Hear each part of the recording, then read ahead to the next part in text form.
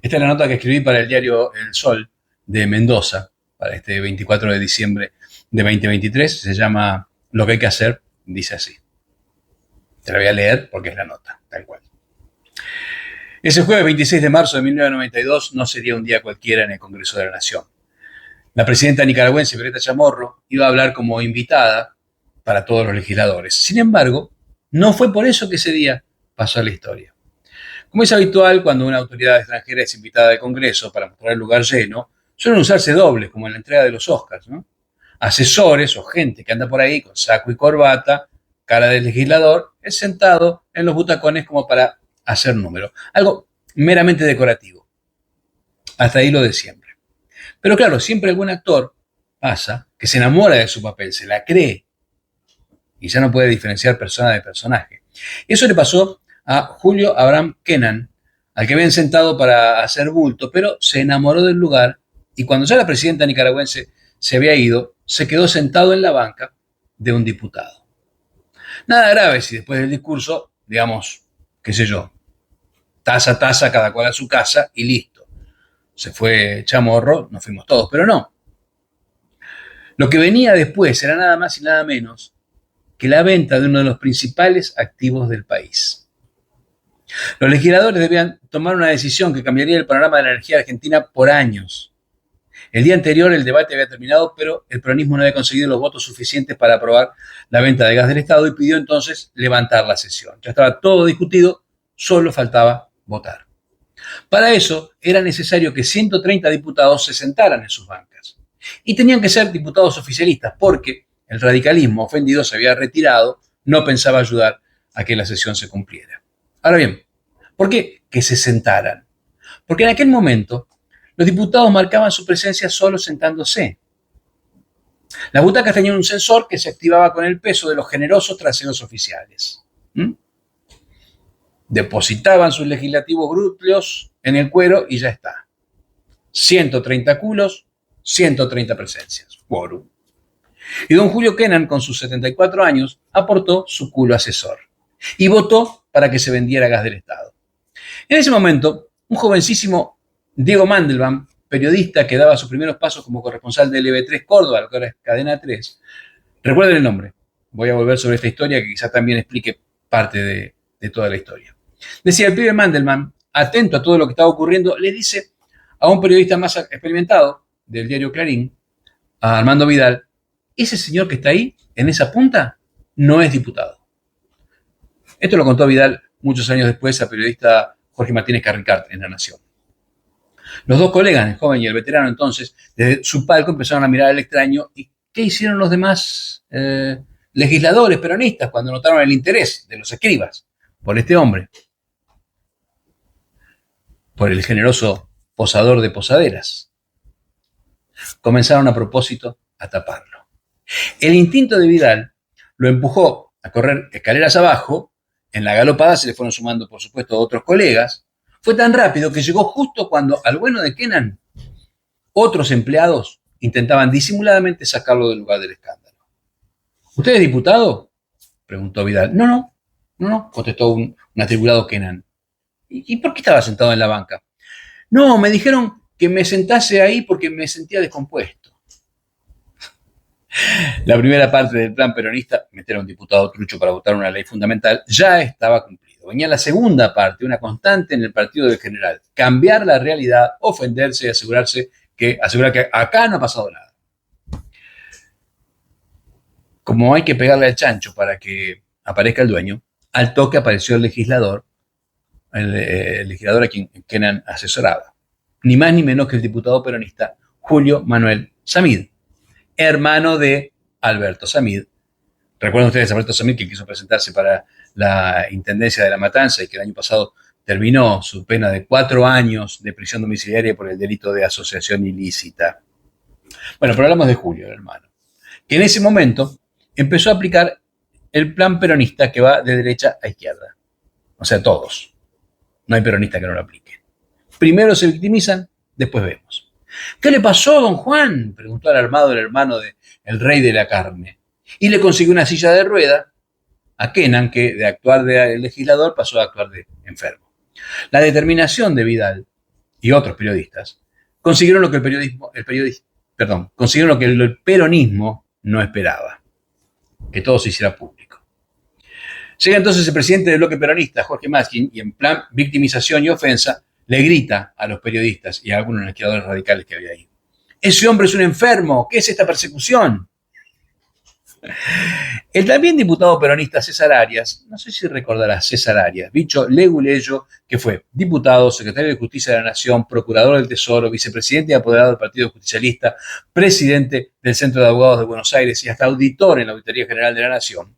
O sea, un señor que ha decidido cosas importantes de nuestras vidas a lo largo de los años, puso en aquel momento en funcionamiento todo lo que había aprendido en sillones oficiales pagados con la nuestra y preguntó exaltado: ¿alguien le tomó el nombre al señor que estaba sentado? Porque de lo contrario acá no hay pruebas, ¿eh?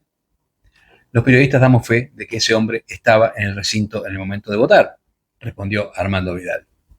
¿Usted es escribano?, pregunta entonces otro histórico peronista, Eduardo Camaño, porque todo daño de cualquier tamaño siempre tiene un tamaño, siempre. Según pudo establecer Vidal en ese momento, quien pergeñó la obra fue el diputado peronista riojano Carlos Romero. Vidal lo dijo varias veces, Romero nunca lo desmintió. Además, el periodista le puso nombre a los otros diputruchos, porque había otros que no fueron atajados en su momento, pero había otros, que eran Luis Balaguer, Daniel Locaso, Fernando Campos, Francisco Allán, todos colaboradores de diputados peronistas, todos. Esa misma tarde, en una oficina que Vidal no reveló de quién era, antes de declarar en la policía, legisladores peronistas le preguntaron: ¿cómo arreglamos esto? Vidal les mostró que tenía una medallita que su papá llevaba siempre encima, que era una medallita que decía lealtad peronista. Y les preguntó: ¿cómo traiciono esto?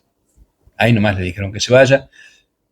Ustedes saben que la lealtad peronista es una fruta muy rara. Esa misma noche, cuando Vidal fue a los talleres del diario para ver cómo había quedado su crónica, puso el grito en el cielo. Un editor le había sacado peso a la nota, la había puesto en potencial. Un intruso habría votado. Vidal, que había estado ahí, había visto todo, corrigió todo, puso la noticia como era, afirmativa, él lo había visto, él había estado ahí, nadie le dijo nada, salió así. ¿Qué pasó después? Nada. Nueva sesión, quórum completo, votaron.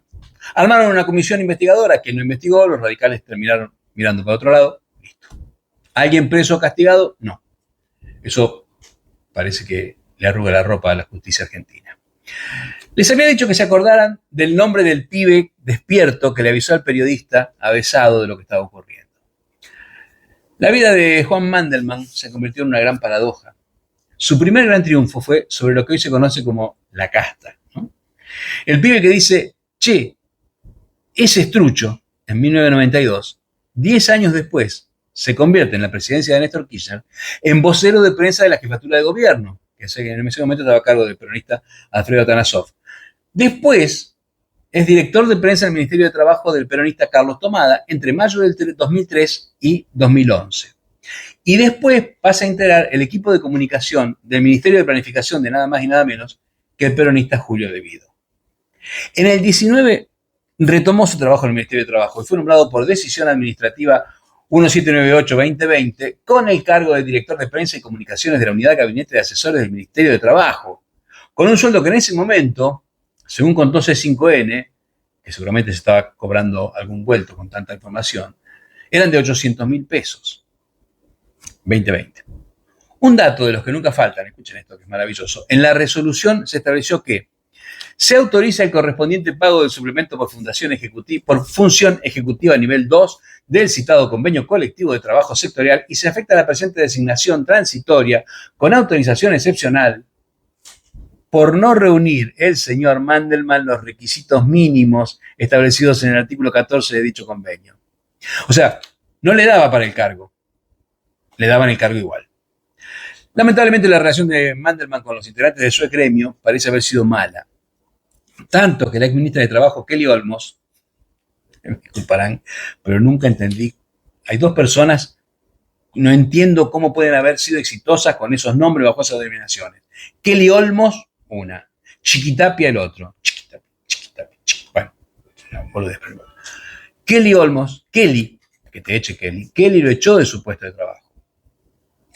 ¿Qué pensaría, digo yo, aquel muchachito idealista que ayuda a destapar un curro peronista al enterarse que 31 años después lo echarían de un puesto estatal, pero que quedaría como asesor, cobrando lo mismo, pese a no tener más el puesto? O sea, un ñoqui.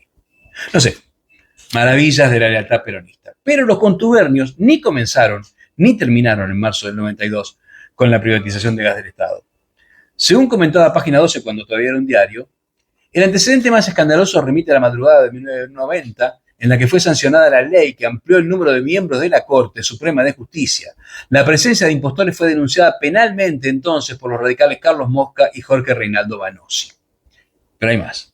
Solo 6 meses después de la venta de gas del Estado, en las sesiones del 23 y 24 de septiembre del 92, el peronismo privatizó YPF y se repitieron las trapisondas.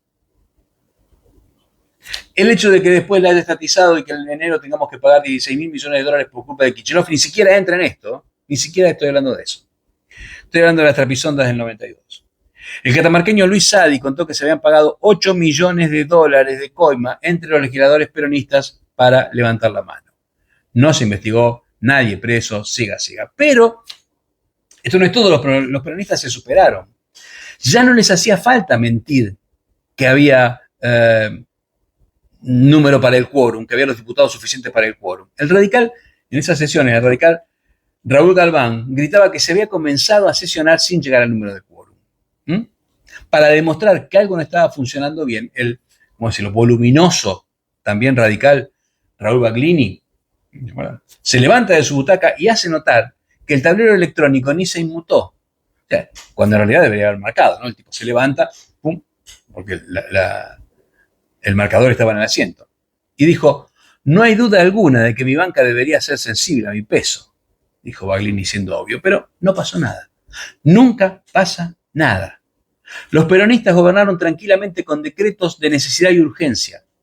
195 de Nehum Menem, 6 Rodríguez Sá, que estuvo solo una semana, 154 Duhalde, 236 Néstor Kirchner, 78 Cristina Fernández de Kirchner, 178 Alberto Fernández. Siempre justificaron tanto la necesidad como la urgencia. Había pandemia. Bueno, 2 años, a diferencia de todo el mundo, cuando no había ningún impedimento para que el Parlamento se reuniera. No eran tan graves. Bueno, el novio de Fabiola se mandó uno que nos encerró 2 años, por el cual murieron decenas de argentinos en manos de la represión. Se fundieron miles de compatriotas. Los chicos no tuvieron clase. Eran DNU que violaban la Convención de los Derechos del Niño, los derechos humanos y tratados internacionales. No voló una mosca. Y sí, el Congreso podía reunirse, tanto que hasta un diputado podía chupar una teta. Bueno, porque ellos lo hagan, vos lo vas a hacer. ¿No era que vos eras el republicano? Y ahí está la trampa. Ellos usan armas que vos no podés usar. Por eso ellos ganan. Obviamente es injusto, pero ¿cómo se supera este intríngulis? Es la diferencia entre tener límites republicanos y no tenerlos. Y eso que aquí no se está hablando de sentar a un trucho que levante la mano o arreglar el tablero electrónico para falsear los datos del quórum. Encima los truchos se visten de republicanos. ¿Pueden los republicanos usar atajos que a los peronistas les están permitidos? La doble vara es evidente ahora. Ahora bien, ¿cómo se escapa de eso? Sabiendo que si no es capaz, nunca vas a hacer los cambios que hacen falta. Las cosas no se hacen por DNU. A menos que seas peronista. ¿Cómo se juega con tanta desventaja? Créase o no, esta semana se escuchó al impertérrito Daer hablar de republicanismo. Habráse visto tamaña caradurez. Discutamos todo, pero no con Daer, ni con los que se quedaron calladitos 4 años. Para ellos, este besito es para vos y a otra cosa. Toda esa gente que salió a la calle a cacerolear apenas se anunciaron medidas que están en todo su derecho de salir, de protestar. Es sano que lo hagan, es catártico. Eso sí, queda claro que ni leyeron de qué se trataba, con lo cual, otro besito para ellos.